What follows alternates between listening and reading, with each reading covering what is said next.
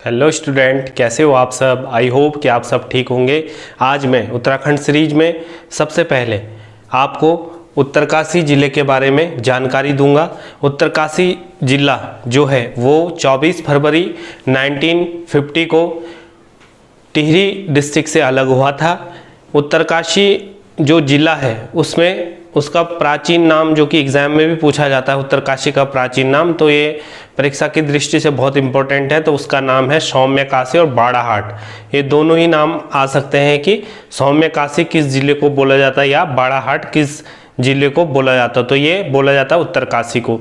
इसके अलावा उत्तरकाशी क्या है, उत्तरकाशी में भागीरथी, असी गंगा और वरुण नदी बहती है। इसमें जो मेनली हैं विश्वनाथ मंदिर, यहाँ पर सबसे प्रसिद्ध मंदिर है उत्तरकाशी में। और अभी हम सबसे पहले जो दर्शनीय स्थल हैं उत्तरकाशी के, उनमें गंगोत्री, तपोवन, यमुनोत्री, मनेरी, हरसिल, हनुमान चट्टी, बाड़ाहाट, नचिकेता ताल और दयारा बुग्याल और हर की दून, ये जो 10 स्थल हैं ये काफ़ी महत्वपूर्ण है और काफ़ी दर्शनीय, टूरिस्ट के हिसाब से भी, पर्यटक के हिसाब से, श्रद्धालुओं के हिसाब से भी यह इम्पोर्टेंट 10 जगह हैं जिनके बारे में मैं एक बारी बारी से क्या आप लोगों को बताऊंगा। तो सबसे पहले हम गंगोत्री की बात कर लेते हैं। गंगोत्री जो है वो समुद्र तल से, गंगोत्री की जो हाइट है समुद्र तल से वो 3046 मीटर पे है, 3046 metre at a sea level. समुद्र तल से 3046 मीटर की जो गौमुख की हाइट है वो है। इसके अलावा ऋषिकेश से गौमुख की जो दूरी है वो 255 किलोमीटर है और उत्तरकाशी से गौमुख की दूरी 99 किलोमीटर है। इसको भागीरथी का मंदिर भी यहाँ पर है गंगोत्री धाम में। और इसके अलावा यहाँ पर इस मंदिर को 18वीं शताब्दी में इसका निर्माण माना जाता है। बैसाख शुक्ल तृतीया यानी अक्षय तृतीया को क्या है, यहाँ गंगोत्री माँ के कपाट खुलते हैं और भैया दूज के दिन यह कपाट बंद हो जाते हैं। जब प्रवास परिवर्तन ऋतु प्रवास के लिए उखवा ग्राम के मार्कंडेय मंदिर में माँ गंगोत्री को लाया जाता है। इसके अलावा यहाँ पर जो प्रमुख कुंड हैं वो है सूर्य कुंड, गौरी कुंड, प्रांगना एवं भैरव झाप स्थित है। गंगोत्री में जो एक और इम्पोर्टेंट क्वेश्चन है कि गंगोत्री में क्या होता है, भागीरथी और केदार गंगा का संगम है। जो गंगोत्री है हमारा गंगोत्री धाम में, वहाँ पे भागीरथी नदी में केदार गंगा मिलती है। ये भी एग्जाम की दृष्टि से बहुत इम्पोर्टेंट है। इसके अलावा जो गंगोत्री से और गौमुख हिमनद जो रहता है वो गंगोत्री से कितना दूर है, 18 किलोमीटर पैदल यात्रा करने पे। गंगोत्री से जब हम 18 किलोमीटर पैदल यात्रा करेंगे तो गौमुख हिमनद आता है। और गौमुख हिमनद आपको पता है कि भागीरथी नदी का क्या है, उद्गम माना जाता है, यानी गंगा का उद्गम माना जाता है। तो ये भी परीक्षा की दृष्टि से इम्पोर्टेंट क्वेश्चन है। और अब हम चलते हैं तपोवन। तपोवन क्या है, एक गंगोत्री से भी ऊपर की हाइट में है, 4600 मीटर की ऊंचाई पर तपोवन क्या है, तपोवन स्थित है। इसमें गौमुख जो गौमुख है, गौमुख से चलने पर, जो गौमुख मैंने बताया आपको, गौमुख से चलने पर 4 या 6 किलोमीटर के बाद तपोवन आता है। और इसमें सबसे अच्छी बात है कि रक्तवन, नंदनवन, गौमुख हिमनद और गंगोत्री, गौमुख और गंगोत्री ग्लेशियर जो है वो तपोवन से दिखाई देते हैं। तो इसलिए भी तपोवन से क्या होता है, जो व्यू आता है वो बहुत अच्छा आता है। और गौमुख से 5-6 किलोमीटर आगे तपोवन है बच्चों। उसके बाद अब हम तीसरे यमुनोत्री पे चलेंगे। यमुनोत्री में क्या क्या यमुनोत्री है, तो यमुनोत्री उत्तरकाशी से 131 किलोमीटर की दूरी पर है और हनुमान चट्टी से 13 किलोमीटर की पैदल यात्रा करने पे हम यमुनोत्री पहुंचते हैं। यहाँ पर मंदिर का निर्माण 1919 या 1919 में माना जाता है, जो कि गढ़वाल नरेश प्रताप शाह ने कराया था यमुनोत्री में।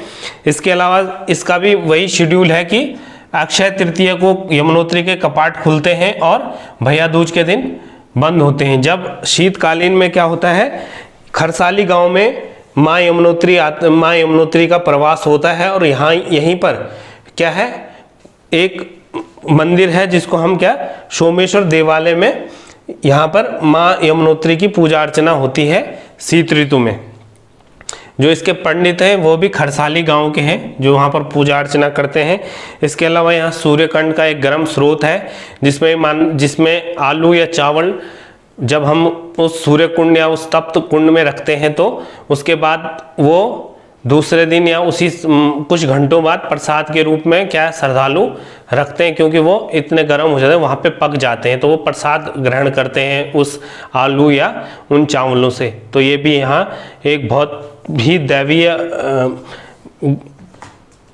जो परिवर्तन है वो दिखाई देता है। और यमुनोत्री से 16 किलोमीटर में सप्तऋषि क्या है, एक कुंड है बच्चों।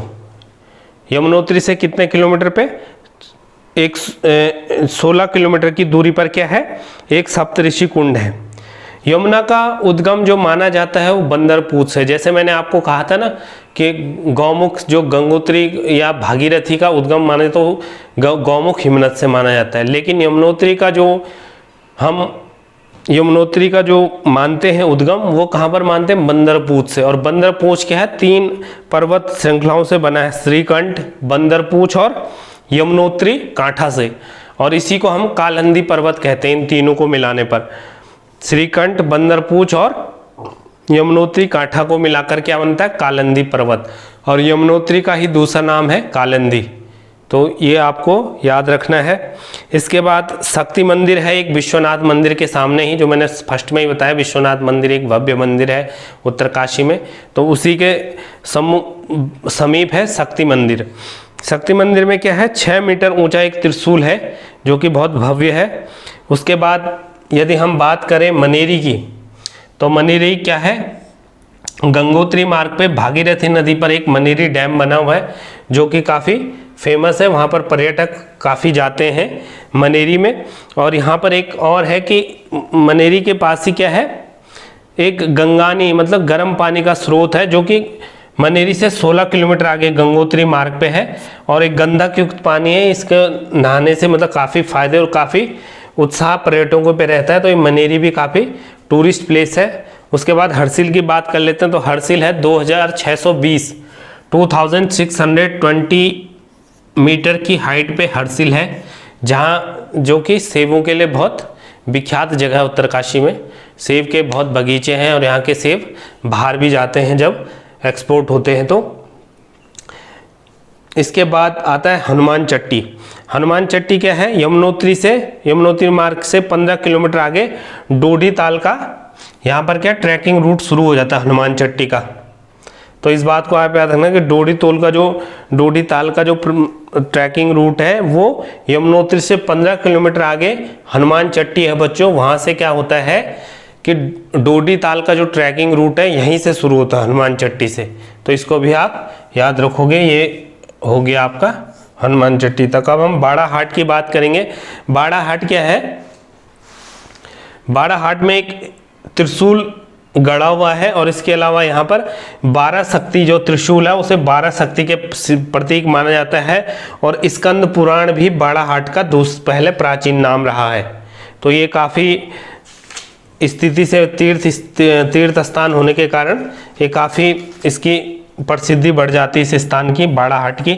और यदि हम नचिकेता ताल की बात करें तो नचिकेता ताल क्या है, चौरगी खाल उत्तरकाशी से 3 किलोमीटर पैदल यात्रा पर है नचिकेता ताल।